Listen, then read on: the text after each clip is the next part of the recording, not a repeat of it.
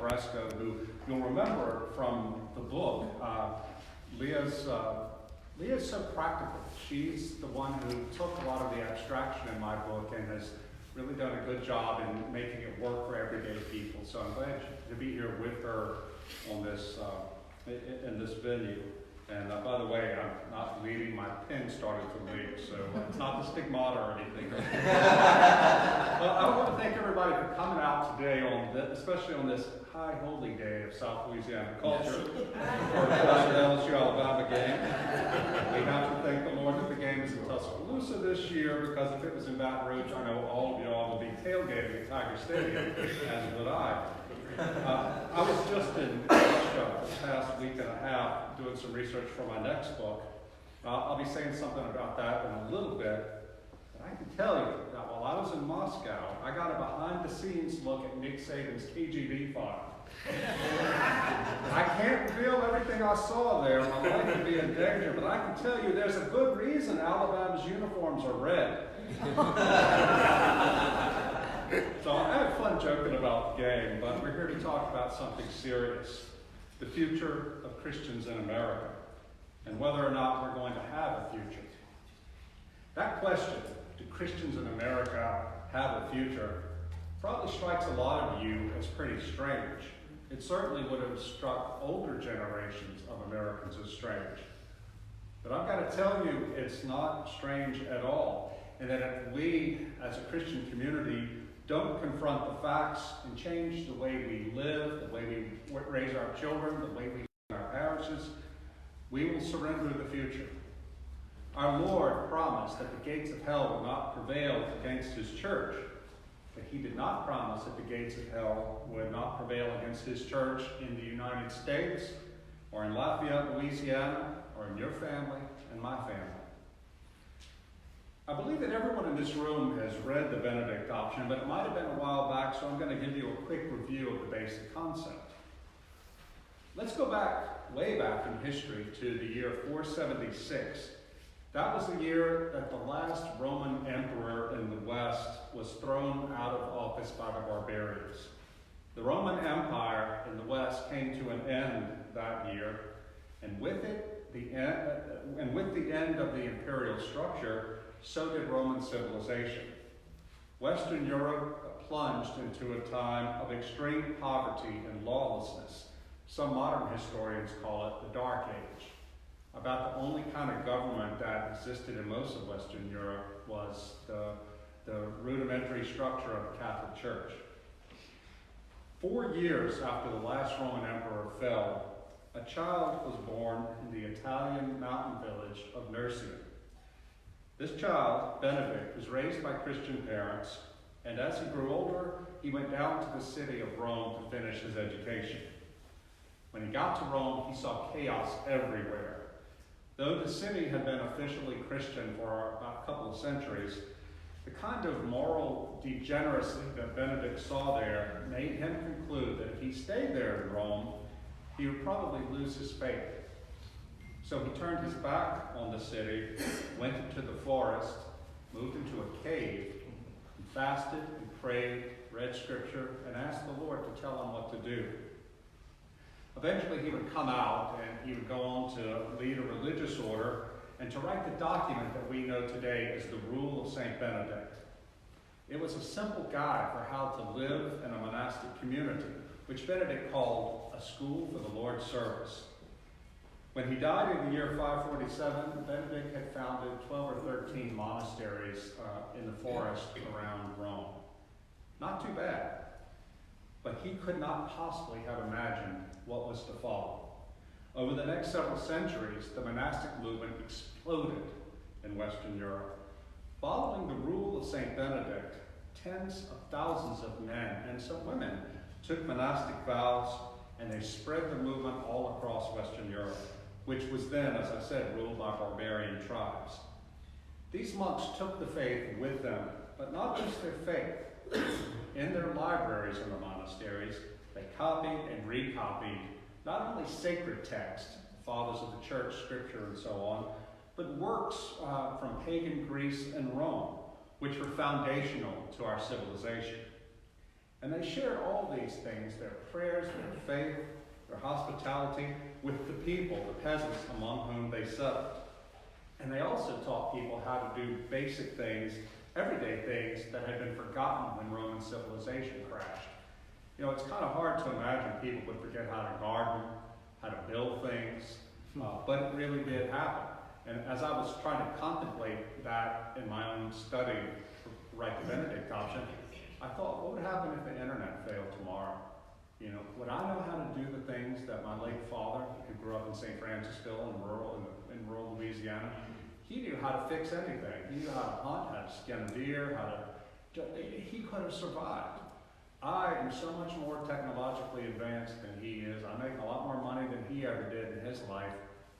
But if the electricity goes off, a lot of the basic stuff that he knew how to do secondhand, just from having grown up in rural South Louisiana, I wouldn't know how to do.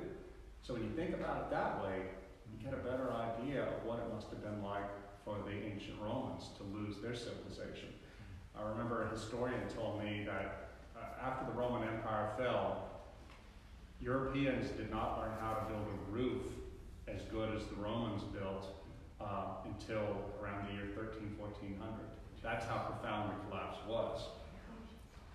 Eventually, the disciplined labors of these monks would lay the groundwork for the rebirth of civilization in the West. Now, here's a crucial point. St. Benedict did not set out to save Rome or to make Rome great again.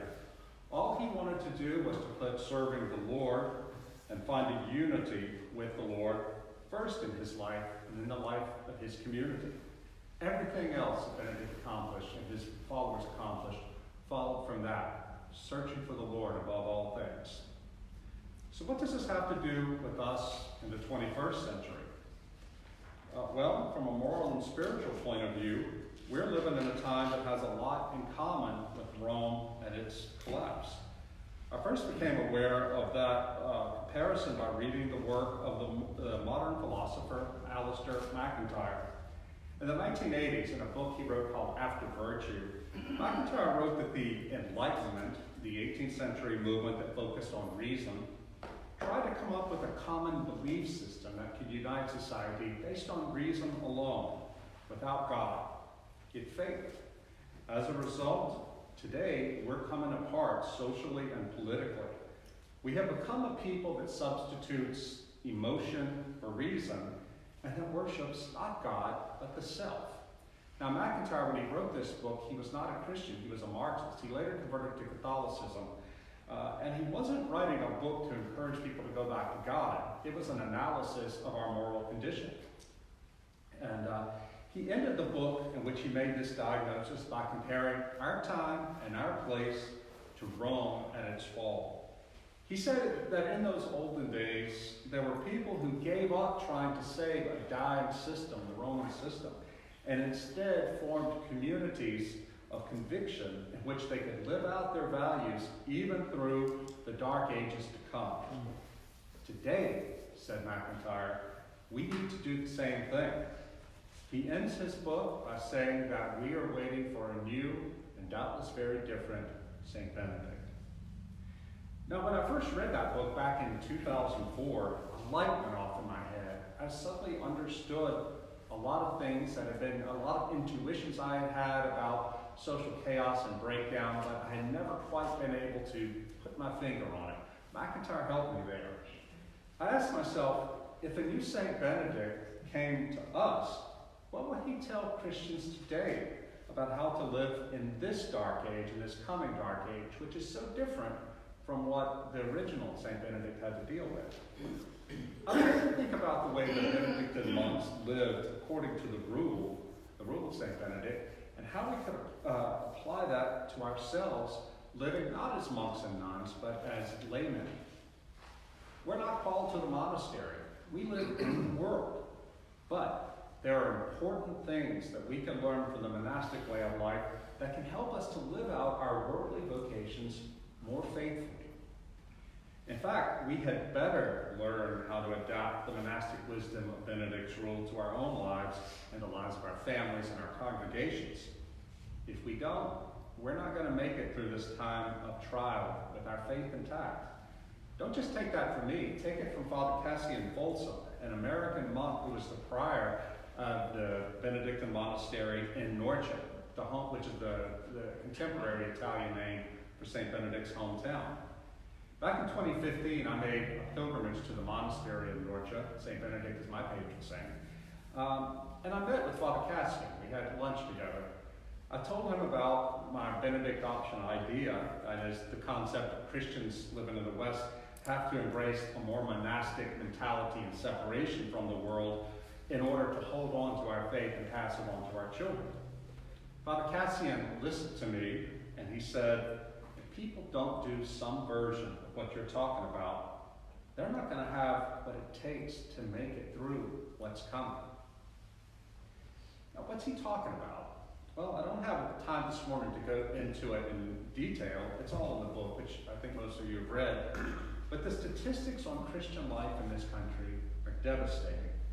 Just last week, the Pew Research Center, which is the gold standard of social science research, released a study showing that the millennial generation, I suppose that's 35 and under, around that. I'm Generation X, and I'm 52, but the one below me is the first one in American history where a majority does not identify as Christian.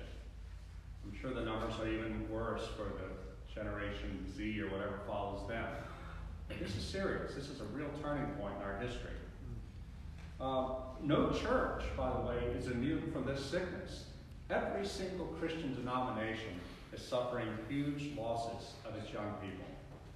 The Catholic Church in this country is losing people so fast that if not for immigration, it would be collapsing at the same rate as mainline Protestantism.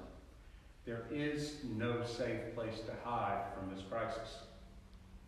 Not only are we losing numbers in the church, but we're also losing awareness, historical awareness, doctrinal awareness of what it means to be a Christian.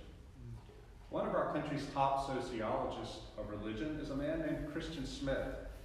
He's a Catholic who teaches at the University of Notre Dame. He says that most young Americans believe in a pseudo-Christianity that he calls moralistic therapeutic deism, or MTD. It's a fake religion that has colonized Christianity, and it believes these few simple things. 1, God exists. 2, he wants us to be nice to other people. 3, the central goal in life is to be happy. 4, we don't have to notice God or talk to God until we want or need something. And 5, all good people go to heaven. And that's pretty much it. He says that this is the de facto religion of every American, or almost all Americans, under the age of 35, no matter what church they belong to. And in fact, it's true of Jewish and Muslim kids too. Now, he didn't study older Americans, but I would say that this fake religion is prominent among my generation and my parents' generation too. In fact, this sounds exactly what I was raised with in St. Francisville. You know, we were a Methodist family, but we went to church at Easter and Christmas, and that's about it. And, you know, we didn't have to go to church because we knew we were Christian. Being Christian meant being good, believing in God, going to church at least twice a year, being nice to your neighbors, so on and so forth. When I read about moralistic therapeutic deism, I realized that even in a very conservative town like I grew up in, this was already there. This wasn't just something for city folks. We had that growing up. And nobody would have known any different, because just to be born into this society meant that you were a Christian.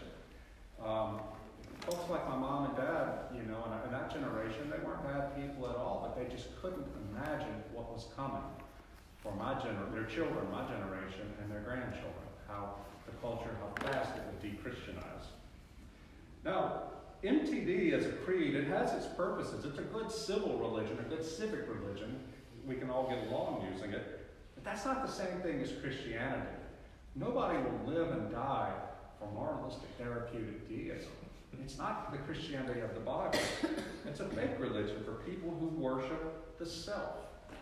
It's a pseudo-religion that's just ideal for our consumerist society. And it's killing the church. MTD is a gateway to functional atheism.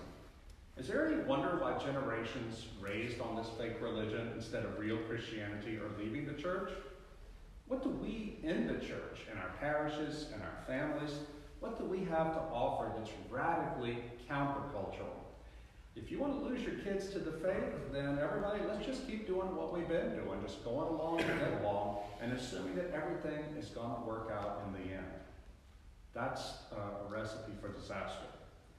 And there can be no doubt that the dominant culture we live in is post-Christian. By post-Christian, I mean that it is at worst actively hostile to Christianity, and at best considers Christianity to be irrelevant to how it defines itself. Every culture is defined by what it considers to be its sacred story. In America, we have collectively quit believing in the gospel, in the narrative of the Bible, the Old Testament and the New Testament. We used to believe that as our sacred story. That explains to us who we are, no matter where we are. If we're in Louisiana, if we're in California, if we're wherever we are around the world, and in whatever era, the story of the Hebrew people and then of the New Testament, that is our sacred story. At least it was. Now, we believe in some version of serving ourselves, of getting rich, of doing whatever makes us happy in life, being free to follow our desires wherever they lead us. I saw recently in the New York Times last year, I think it was, about a year ago, there was an op-ed column by a male-female transgender who was about to have the operation to physically change his body to a female body, or a facsimile of that. And he wrote saying that he knows he's miserable now, and he knows that after his operation, he's still going to be miserable. But that's not the point, he said. The point is I can do whatever I want to do.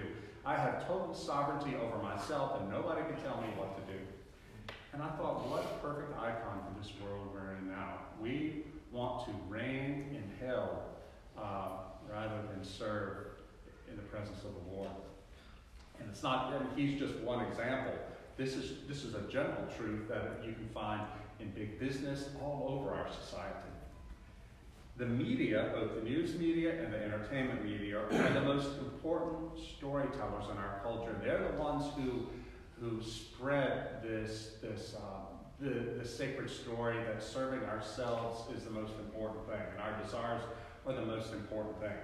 They, the journalists, the actors, the filmmakers, the musicians, are our priests and our prophets of this culture. They are extremely powerful forces that train us to think in ways that are either incompatible with or totally hostile to Orthodox Christian thought and practice. And I say this as someone who has worked in the media for most of my career in New York and Washington and Dallas and elsewhere. It's not so much, I found, it's not so much that they're consciously hostile to Christianity as that so many of them don't even pay attention to Christianity, don't even know it exists because they're so secular. I remember when I lived in New York City, I was a columnist at the New York Post, and I told the city editor at the time, this was around 2001, I said, I want to do a column about evangelicals in New York. There are a lot of evangelicals in New York, believe it or not, and they're mostly black and brown, and they live in the outer boroughs, and they have flourishing communities. I wanted to write about it. The city editor said, oh, don't be crazy. This is a secular city. To him, the only reason religion existed, or the only thing we had to pay attention to, was when Cardinal O'Connor said something, or the Jewish communities, the ultra-Orthodox Jewish communities, made some kind of political statement. That was what the editor understood. And I had to stop and think, because this editor lived in the neighborhood next to mine in Brooklyn. We took the same subway into work in the morning. That editor had to walk past two churches, a synagogue, not far from a mosque, and within a few blocks of a storefront Hispanic Pentecostal church, just to get to work in the morning. Yet he couldn't see them. He was blind to them because he was part of a media world that was thoroughly secular. And this was almost 20 years ago. But these are the people who are framing our world, framing the stories for ourselves and our kids, and in our schools too. In America today, the churches, Christian schools and parachurch ministries are very weak at socializing people, are very weak at telling this alternative story. Even for the best priests and religious leaders, the job of forming countercultural Christian kids would be very hard up against the Goliath of mass media and consumer culture. But in most of our Christian churches and schools, though, we have leadership that either doesn't understand the depths of the current crisis or are otherwise too scared to do what needs to be done to address it out of fear of offending people and driving them away. I take the fact that Leah and I got invitations here today as a good sign that you don't live in that kind of church. Be grateful for that. A lot of people don't have that blessing. The only Christian communities that are going to survive are those that have been thoroughly grounded in and thoroughly socialized and formed spiritually into the historic practices of the Christian faith. Now, I owe those last three clarifying points to the analysis of my friend Alan Jacobs, an Anglican who teaches literature at Baylor University. Addressing critics of the Benedict option, Alan said on his blog, "For these three premises, proponents of the Benedict option draw a conclusion. If we are to form strong Christians, people with robust commitment to and a robust understanding of Christian life, then we need to shift the balance of ideological power towards Christian formation. And that means investing more of our time and attention than we have been spending on strengthening our Christian institutions." Alan went on to say, "I have to say, I simply do not see how any thoughtful Christian could disagree with any of these premises or the conclusion that follows from them." In other words, the conclusion that we Christians have got to get a lot more serious about living lives of spiritual discipline and corporate spiritual discipline. Alan goes on to say that if you don't think the Benedict option is the answer to our crisis, then you better give us another one, because the way Christians in all the churches are living is taking us right over the waterfall. Now, I wrote the Benedict option as an American Christian for my fellow American Christians, Catholics, Protestants, Eastern Orthodox. But I've been surprised and delighted to find that it has caught on in other countries, European ones, but also South Korea, of all places. The book is in 11 languages now, and as I mentioned earlier, I found out just last week that it's going to be published in Russian. When I go to Europe to talk about the book, I get a noticeably different reception than in America. In the US, a lot of people still need to be convinced of the truth of the alarming thesis. They simply can't imagine a country that isn't Christian. They still hear of God spoken of in the public square, and they still see churches active in the community, especially here in the South. And they convince themselves that this Dreher guy is probably exaggerating. Maybe he's being alarmist. When I showed them the statistics about how the practice of the faith is in sharp decline, and how few American Christians, especially of the younger generations, understand even the basics of Christianity, it all still remains abstract to them. They just can't quite believe that things are going the way they're going. Well, let me tell you, in Europe, none of this is an abstraction at all. The Christians of Europe, those who are still going to church, have lived through the de-Christianization of their societies. The faith is flat on its back in all the old world countries to a degree that is hard for Americans to understand. You have to go there and be there and talk to Christians there to fully appreciate it. Now, the audiences I found for the Benedict option in Europe are predominantly Catholics under the age of 40. I've talked to a few Protestants too. I had 3 Reformed ministers come to hear a talk I gave in Austria this summer, 3 from Switzerland. But they're few and far between. Anyway, the Catholics who are my age, 52 and their 50s, are still trying to pretend that everything can be turned around if we just liberalize our churches more, make the church more open to the modern world. It's a fool's game.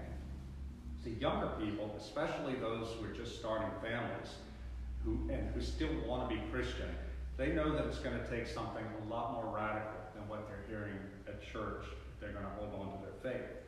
That's why they're interested in the Benedict option. That's why Father Cassian Folsom in Norcia told me that this is something more is going to be needed.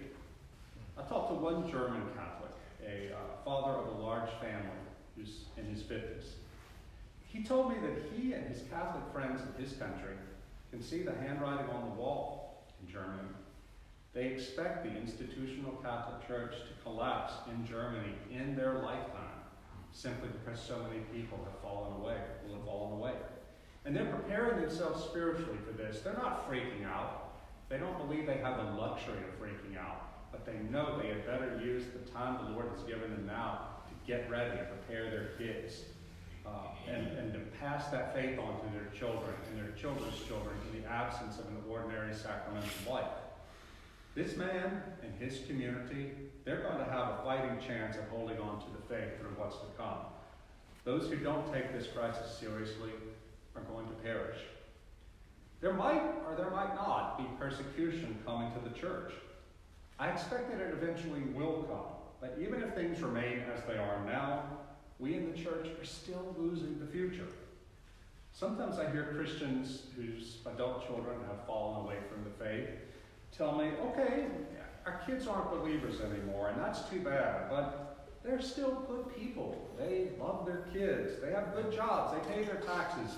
They're active in their communities.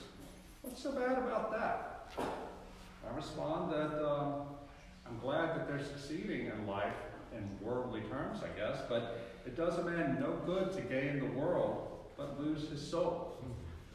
If we wouldn't prefer to ourselves and for our children to live in poverty but still have Jesus Christ rather than live in comfort without Christ, then we're not worthy of the name of Christ. And that's what it's getting to. Russia is a very different culture than our own, but even in Russia, where I spent the last 10 days, Christians there tell me that they need the Benedict option. Now, this kind of knocked me out. Again, I wrote it as a man of the West or the West, but one priest I met this past Sunday told me that the church in Russia has been reborn and survived the communist persecutions, but that the young people, those born after the fall of communism, a lot of them just aren't responding to the gospel message.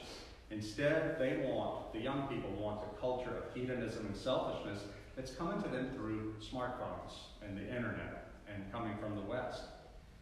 Most astonishing of all to me, this fall I heard an Anglican bishop from Nigeria say that Africa needs the Benedict option. That shocked me because, like many conservative Catholics and Anglicans, I like to regard Africa, where the faith is strong, as a place of hope for our own future. But Bishop Emmanuel Madueke, at a Benedict option conference at an Anglican church in Massachusetts, said that his country desperately needs the Benedict option. I asked him, why? I guess I'm glad to hear this, but why? He said, because even though religious consciousness is quite strong in Africa, Nigeria, the prosperity gospel charlatans are gaining an influence with their false get-rich-quick worldly gospel. And he said that the materialism and hedonism of the West is evangelizing the young people in this country through their smartphones. He said to me, you look at our young people and you don't know if they're Nigerian or American or British. This consumerist, hedonistic, selfish culture is becoming global. Now, the Benedict option will look a lot different in Lagos, Nigeria than it will in Moscow, Russia, or Lafayette, Louisiana. But the core teaching is the same, a return to the ancient spiritual disciplines of Christianity, individually, in families, and in community. A sense that we Christians are set apart and have to be set apart to hold on to our faith is important to cultivate. And I'm not talking about being neo-Amish. That's the thing I always get from people. You say we have to head for the hills? No. I'm not saying that. But I am saying that if we are going to be in the world as faithful Christians, then we are going to have to spend more time away from that world cultivating a deeper connection to Christ through prayer, study of Scripture, and through fellowship. We have to do all these things so that when we go back into the world, to our jobs, or go into the public square, we can more faithfully represent our Lord, and we will be able to withstand the scorn of the world and even persecution if it comes without breaking. When I try to tell people about it, I talk to them about Jeremiah chapter 29. When the Lord, speaking to the prophet, tells the people exiled in Babylon, the Jewish people, that the Lord brought them there to exile for a reason, and he will bring them out and when the time comes. But in the meantime, he wants them to settle there in the city, pray for the peace of the city, marry, have families. I think we're called to do that too, as lay Christians. But I say you have to understand that in context of Daniel chapter 3. That's the famous story of Shadrach, Meshach, and Abednego, the three young Hebrew men who served the king. You can't get more embedded in Babylonian society than being a servant of the king, a high official of the king. But when that king, Nebuchadnezzar, ordered them to bow down before the false idol, they refused to do it because they were the king's servants, but God's servant first. And so, as we all know, they were thrown into the fiery furnace, which did not consume them because the Lord preserved them. The point is, though, they were prepared to die before apostasy. And we have to ask ourselves, how did those Hebrew men live there in their Babylonian exile such that they were faithful to the Lord's instruction to integrate themselves into Babylonian society, but when it came time to decide whether they were going to follow the Lord or bow down to a false idol, they were prepared to die? We have to figure out what it was about their way of life in exile that formed their consciousness and formed their mentality such that they knew that they belonged to the Lord. They knew that the Lord was their God, and even if they had to suffer to the point of dying, they were not going to abandon the Lord. Only that kind of faith is going to be able to withstand what I think is coming. Now, we have to do this, my friends. We have to do it, but nobody's going to make us do it. We have a free choice. That's why I call it the Benedict option. It's not an option in the sense of, well, it might be a good idea if you do this, but whatever you decide. I call it the option to underline the fact that this is a choice we have to make, a choice whether to live more radically for Christ now so that our children and our children's children can live for Christ in the future as this culture gets more and more godless. If we don't choose for the Lord now, we might not have that chance later. This new book I'm working on it comes straight out of the Benedict option. It has really sharpened my thinking about a lot of this. I got a call a few years ago from a physician, a Catholic physician, rather prominent man, who we have a mutual friend in common. And he said, listen, I got to tell somebody this. My mother was born and raised in Czechoslovakia. And she was a young woman when communism came there. And she spent 6 years in prison for her faith.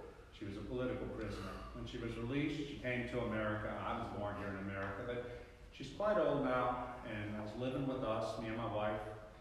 And she said, son, the things I'm seeing happen in this country now remind me of when communism first came to my country. And the doctor said, I just had to tell somebody. And I thought, man, that seems kind of extreme. So I wrote, when I got off the phone with him, I wrote an email to this professor I know in England. His name is Béla Bolobash. He is a Hungarian defector. He and his wife defected from Hungary in the 1960s. He's a great mathematician. He served and taught at Trinity College, Cambridge for many years, and he now lives in retirement in Cambridge in England. I know the man. I know he's a serious man. I said, Béla, this is what this Czech woman said. Is there anything to that, or is she overreacting? He said, oh no, it's true. He said, my wife and I are sitting here in retirement every day, watching TV, reading the papers, thinking, and we say to each other, this was just like when we were young and communism came to our country. Well, that really shook me up, and I made a habit. This was, again, like 3 or 4 years ago.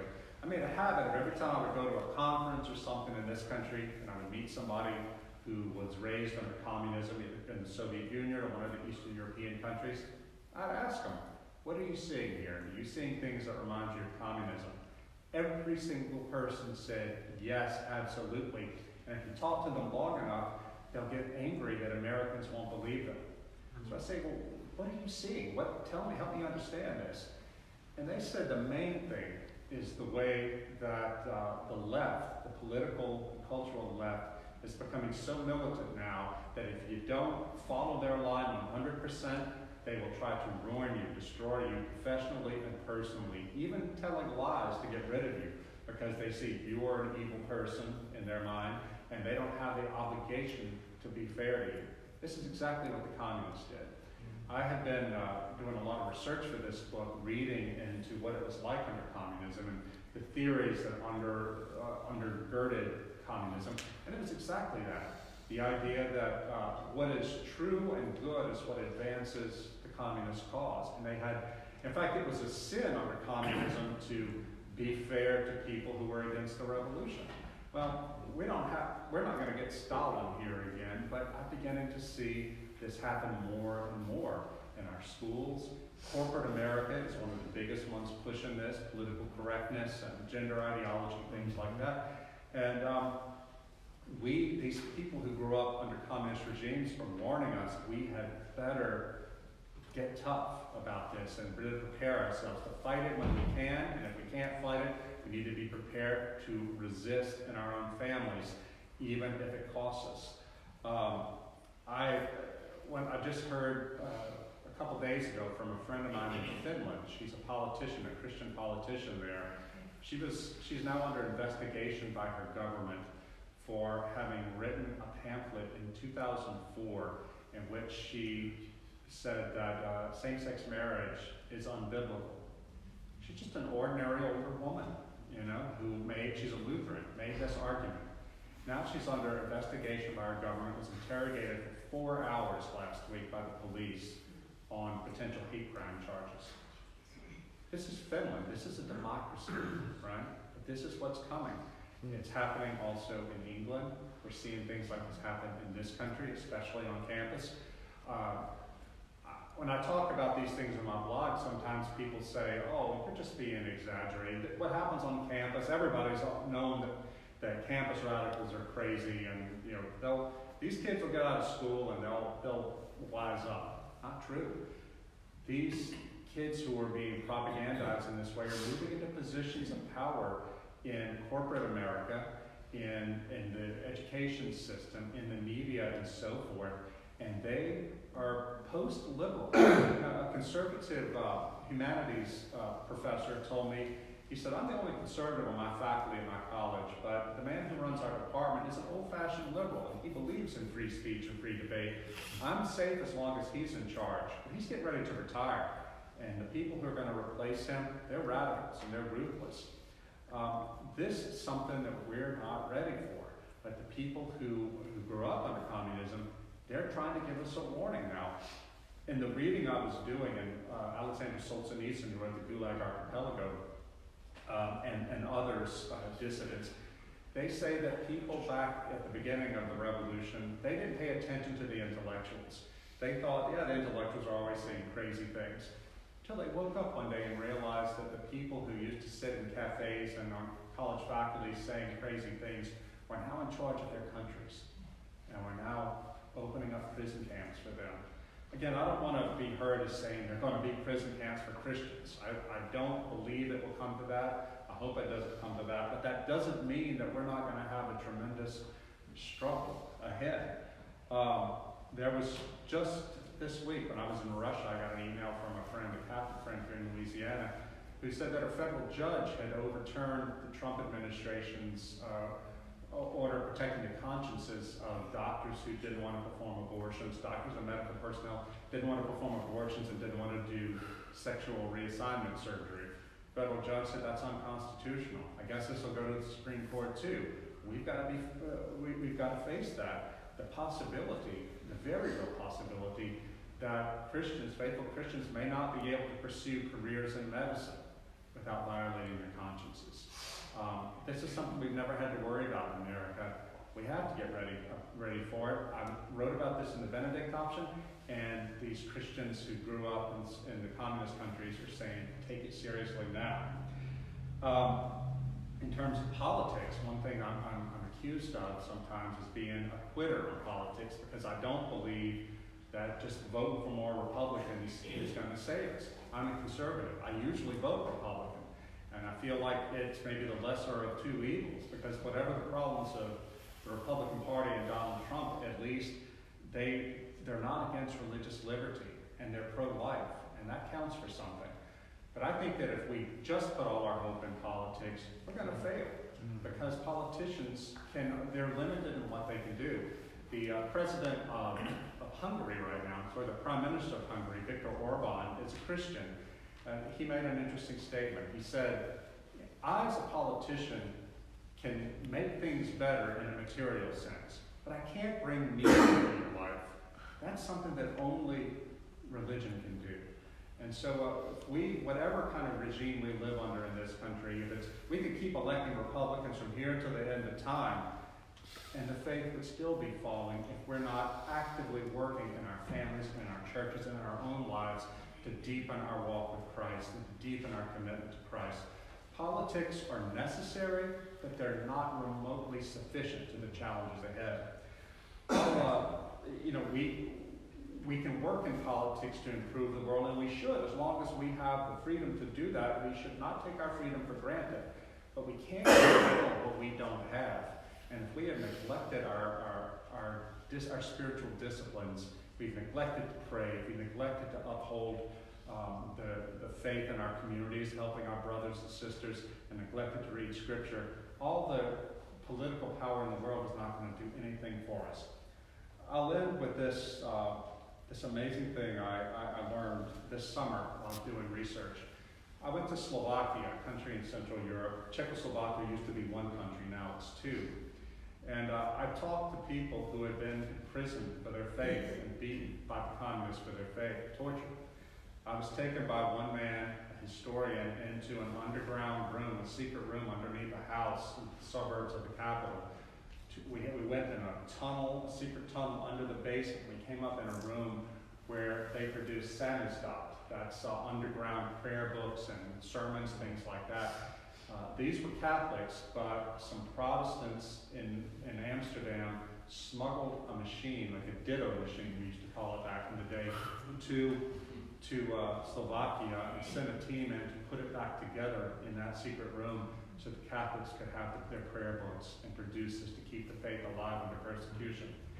To be there as an American and to stand in that room and realize that these people risked their lives for the sake of the gospel and keeping faith alive, it's really humbling, because it made me realize how much we have been given in this country and we take for granted. But I also learned there in Slovakia this story. There was a man in 1943, a Croatian Jesuit, who came to Slovakia just ahead of the Gestapo.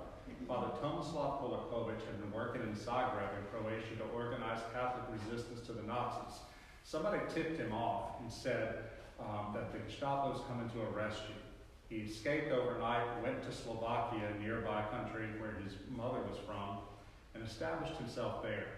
In 1943, the year this happened, he told the young Catholics around him, the war is going to end, the Germans are going to lose, but the communists are sooner or later going to be ruling this country, and they're going to come after the church. We better get ready. So Father Kolakovic organized cells of truly believing Catholics.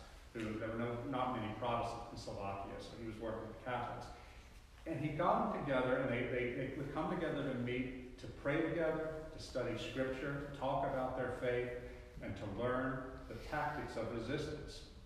When the communists took over in 1948, 5 years after Father Kolakovic was there, they were ready.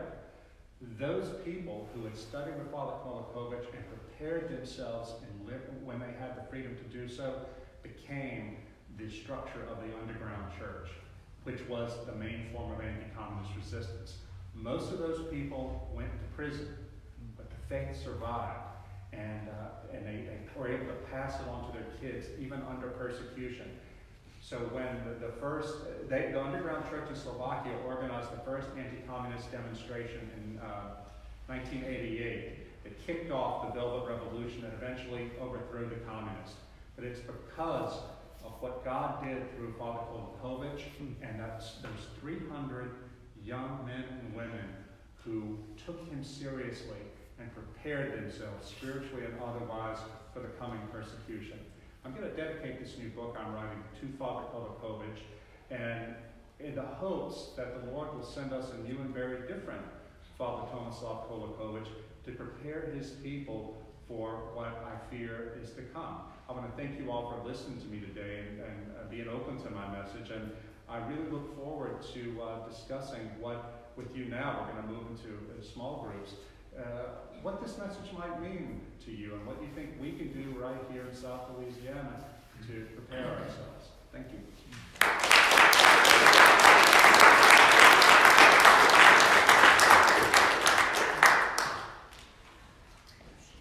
Thank you, Roz.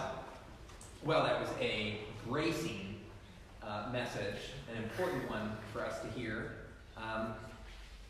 And if I could make one short comment before we go into our groups, what I would say is that sometimes when we hear this kind of information and we begin to take it seriously, it can feel a bit depressing. And I think that might be why a lot of times people don't hear it and receive it, is that, we just don't want to go there. And so we just kind of put it aside and say, well, that must be too alarmist, right? But I think if we sit with it, we'll actually see that there's a lot of truth here. But what I want to give you is perhaps a way of thinking about it that could give some optimism. And that's this. If we put all of our stock into what politics can achieve, then indeed it is deeply a depressing message. Because politics is not shifting in our direction. But if we can get ourselves out of that mindset, where we start to discover that actually, as Christians, our greatest opportunity is to do work in our local communities and in our local cultures, then it's actually profoundly hopeful. Because what it means is that we don't have to kind of sit and wait and cower and wonder what's going to happen from our political leaders in the coming years and decades. It actually empowers us to be able to start now, to start getting to work on living the Christian life and building the Christian communities that are possible. So my encouragement is to receive this as an empowering message. And the question that I want to give our groups as we go into our conversation is this. What is a sacrifice? Ask yourself this. What is a sacrifice that I can make that will enable both me and my family and neighbors to grow closer to Christ? What is a sacrifice that I can make so that both I and my neighbors can grow closer to Christ? So think about that as we make our transition to our conversation groups. We'll break up into 3 groups. There are 2 conversation rooms in the fellowship hall on this side. Bob, if you would wave your hand there. So Bob will take a group into the back corner room in the fellowship hall. And let's have that group be, say, the last 2 rows on both sides. Okay? Dave will lead the second group into the second room in the fellowship hall. And that'll be the next 2 rows. And then the first 2 rows will go into the library here in the main building. And we'll ask Rod, Leah, and myself will divide up into those 3 groups. Can I say something before we go? Yes, and one moment, one more word from... Yeah, I just want to thank Father Peter for that optimistic statement, because so often I find that I have to convince people of the crisis that I don't focus as often as I should on the positive things we can do. And you'll hear a lot more about that from Leah later. But I want to point out in my book, I talked about the Tipoloschi, the group of Italian Catholics who are my ideal Benedict adoption community. These are Catholics who are completely, about 150 of them, 20 families. They're completely convinced of the truth of the Catholic faith and completely aware of the crisis. But they're not mad about it. They're not afraid. They look at what's happening and see it as an opportunity to grow in serving the Lord. When you go to meet them, you see they've started their own school, the School at G.K. Chesterton, a classical Christian school. They do service projects in the community. They go on pilgrimages. And they're just joyful people who love Christ. And that is what is going to draw people in. But again, they are Father Cassian, the prior at the monastery in Norcia, told me to go see them. He said, they're exactly what you're looking for. And indeed they are. So thank you for the opportunity to remind people that this is not hiding and cowering and saving ammunition, but this is taking seriously what's right in front of us, but finding a positive way, an empowering way to respond to it, because angry, fearful communities will not survive this either. Thank you. Amen. All right. We will go into our groups, come back here at about 5 till. So finish up at 10 till, and we'll come back in.